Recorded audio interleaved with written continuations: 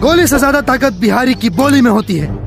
हम मजदूर अपनी हाथों से लोहे का आकार बदल देते हैं। हमें जंजीर में कैद करने का सपना छोड़ दो। हम वो बिहारी आदमखोर शेर हैं जिसका भी शिकार करते हैं। उसका जिस्म तो क्या, रूह भी दम तोड़ देती है। शेर कभी भौंकता नहीं, दहाड़ता है। ससुराल वाले हो इसीलिए छोड़ रहा हूं। अगर दुश्मन होते तो गर्दन उखाड़ के फेंक। ए अंगार यादव, तोहरा सामने कोनो बच्चा ना, तार दामाद खेसारी लाल यादव खड़ा बा।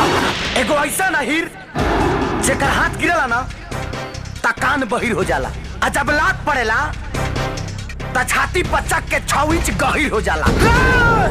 हमनी के ताकत के वही तोरा अंदाजा नहीं के।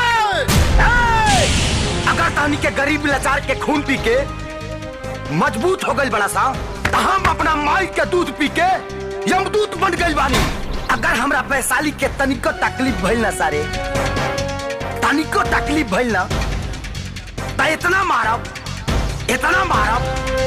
कि आँख से आंसू ना पेशाब बही।